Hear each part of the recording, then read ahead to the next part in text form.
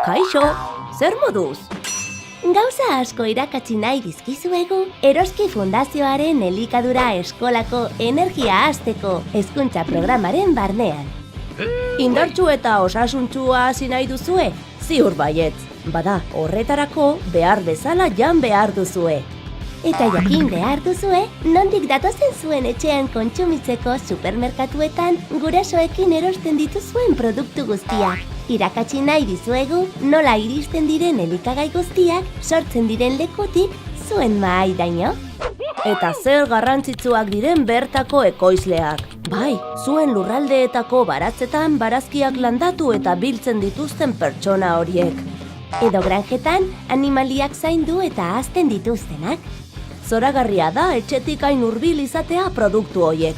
Horregatik, bertako ekoizleen lana bultzatu behar duzue, kontsumituz beti gure lurraldean bertan ekoizten dena. Gainera, onura pila bat ditu. Jakin nahi duzue zeintzuk? Freskoagoak dira, garraiatzeko distantziak laburragoak direlako. Zaporea hobeki gordetzen dute, baita nutrizio propietateak ere. Garraiatzeko distantziak laburragoak direnez, gastuak aurrezten dira eta CO2 gutxiago igortzen da atmosferara. Kalitate handiko produktuak direnez, gozoak dira beti. Gure lurraldeko zaporeak ezagutzeko eta disfrutatzeko aukera ematen digute. Turismo gastronomia bultzatzen dute, erregioen artekoa. Iraganeko ohiturak eta tradizioak gordetzen laguntzen digute denboran zehar. Bizigaren ingurunea ezagutzeko eta harekiko loturak ezartzeko aukera ematen digute. Tokian tokiko produktuen fabrikazioak bertako garapen ekonomikoa sustatzen du. Gure komunitatea aberasten laguntzen dute. Ikusten duzue zer garrantzitsuak diren bertako ekoizleak erkidego baten garapenari begira? Ze iruditzen zaizue?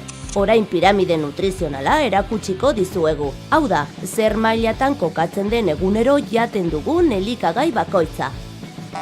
Piramide baten figura erabiltzen da kontsumo osasungarriaren ohiturak irudikatzeko. Elikadura orekatua, jarduera fisikoa eta ur kontsumoa. 6 elikagai talde daude, batzuk egunero hartuko ditugu, eta beste batzuk noizean behin besterik ez.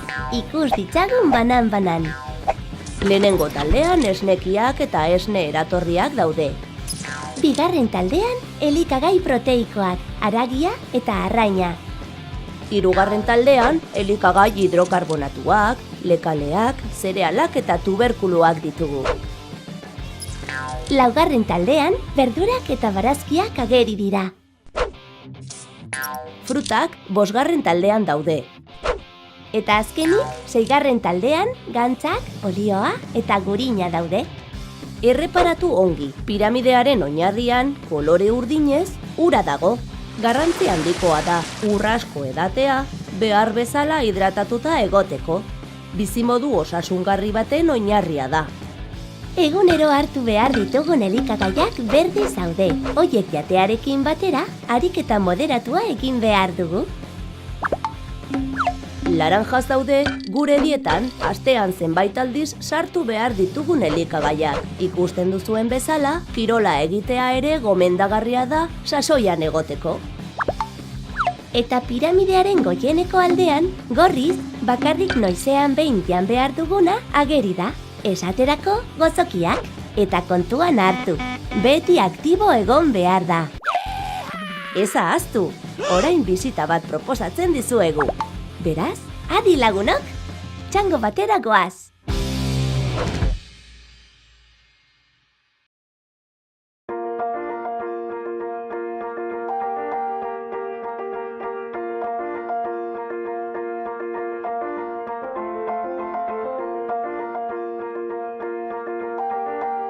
Udapa kooperatiba bat da, osatzen dugu langileok, Porragal deitzen den kooperatiba, ekoizleok, nekazari hauek egiten dute patatak, kartzen dituzte patatak gu hemen Udapan ontziratzeko. Gero badago, beste entitate, kredito entitatea, laboral kutxa, inbertsioak egiteko laguntzen duena.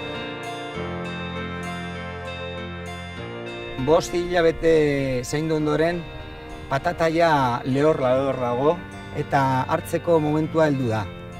Patata badakizue lurrazpian hasten dela eta momentu honetan hartzen dugu eta eramango dugu Udapa kooperatibara, han sailkatzen dira, garbitzen dira eta merkaturatzen dira kalitate kontrolak egin ondoren. Kontsumitzaileak dastatzeko eta usteko kontentu.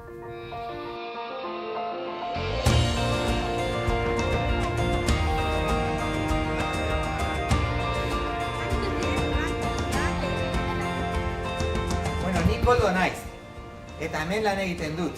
Eta zurekin egongo naiz goiz osoa erakusteko nola egiten dugu lana hemen. Badakizue, ez? Bai. Bueno, gero joango gara, instalazio guztiak, prozesu guztiak begiratzera. Ados? Bai.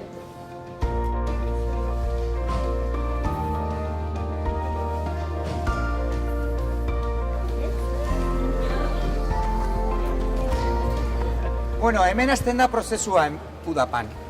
Patatak datoz soroetatik, lurrarekin, ikusiko duzu, Begira. Zikina dago, ez? Gero supermerkatuetan nola aurkitzen ditugun. Garbi, ez? Ikusten duzue? Está fría. Bai, hotza dago, ez? Hay una patata picada. Prozesu honen lehenengo etapan zailkatzen ditugu tamainen arabera.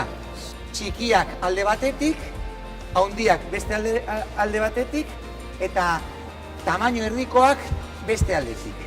Txikiak erabiltzen ditugu mikroondas egiteko, guarnizioak prestatzeko eta handienak bidaltzen ditugu jatetxeetara. Erdikoak dira erabiltzen ditugun ontziratzeko.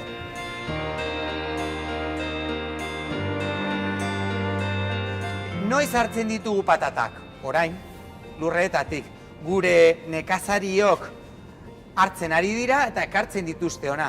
Baina zuek, noiz jaten dituzue patatak? Bakarrik irailean? Bakarrik orain? Urte osoan jaten dituzue, ez? Neguan, udaberrian. Horretarako neguan eta udaberrian ere patatak izateko ona ekartzen ditugu eta hotzetan jartzen ditugu. Eta hemen ikusi duzue pegatin hauek? Hemen jartzen ditugu noiz atera diren lurretatik, ze barietatea den, adibidez hau Mona Lisa, guk lan egiten dugu asko Mona Lisarekin. Mona Lisa da patataren barietate bat, izen bat. Badaude milaka patatak, batzuk gorriak, beste batzuk moreak, horiak, txikiak, handiak, Mona Lisa barietate bat da.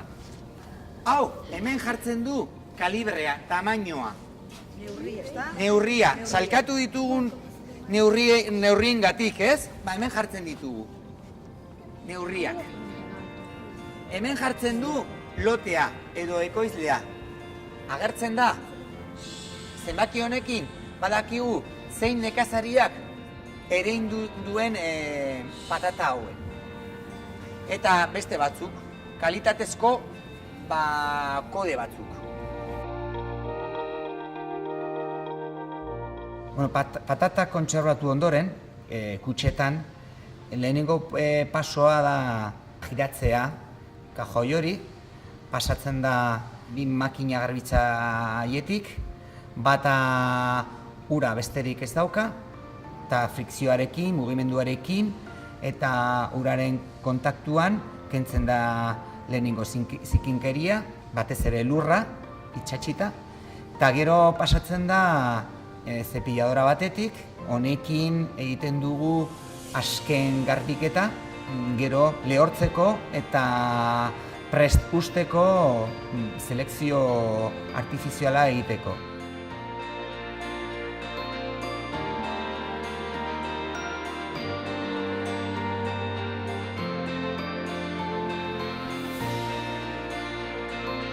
selekzio artifiziala honetan patatei ateratzen zaizkie hainbat argazki eta akatzen arabera bereizten dute onak, ez hain onak eta akatsak dauzkatenak.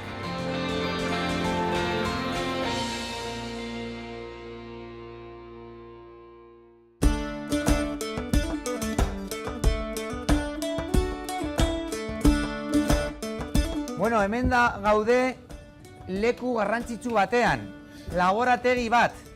Hemen kontrolatzen dira patata guztiak. Hemen begiratzen dugu ondo daudela jateko, goxoak direla jateko, eta gero jaten dituzuenean problemari gabe egingo duzuela. Laborategi guztietan analiziak egiten dira. Hemen begiratzen dugu kanpoko akatzak, barruko akatzak, plagaren bat baldin badaukagu bereizten dugu, gero frijitzen ditugu, egosten ditugu, begiratzen dugu nutrienteak ondo daudela.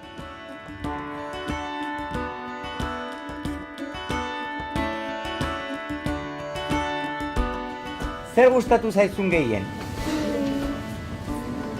Patata garbitzea. Bueno, hau da kontrol gela. Makinak ez doaz bakarrik, Guk maneiatu behar dugu haiek martxan jartzeko. Eta hemendik kontrolatzen dira makina guztiak. Linea guztia hemendik kontrolatzen dugu. Hemen bukatzen dira ja patatak poltsetan. Eta hemendik doaz supermerkatuetara. Baina zer ikusten duzu hemen arraroa?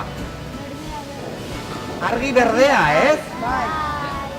Argi berdea erabiltzen da patatak berde ez jartzeko. Bueno, eta hemen ikusiko duzue poltsa batzuk. Supermerkatuetan aurkituko ditugu poltsa batzuk. Begira.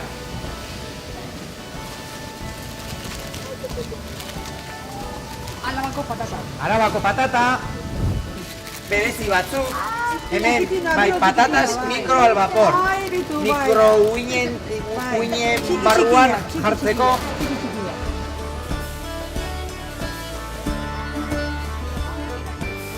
Hemen automatikoki sartzen dira boltsak kutxetan.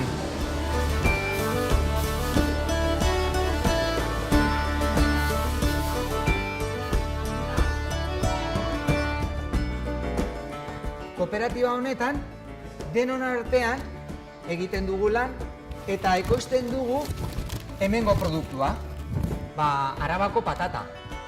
Eta beste kooperatiba batekin, batera, Eroskirekin, beste kooperatiba, saltzen dugu hemengo patatak, guk denok gero etxean jateko eta disfrutatzeko.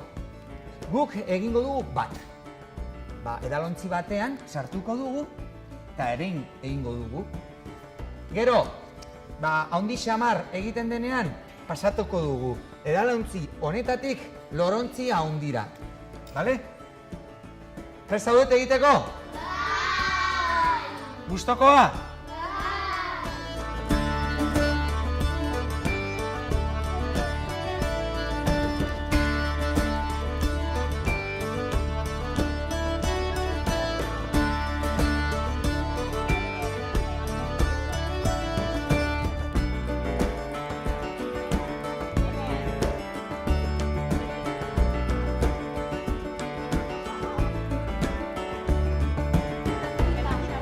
Bueno, oso ondo portatu zarete, benetan, Eta badaukazue zuen oparia.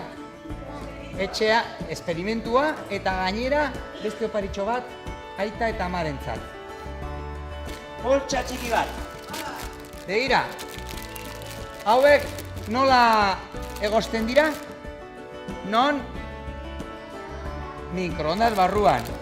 Eta hau garatu dugu Eroskirekin zuen bizitza eta zuen sukaldatzeko modua errazteko.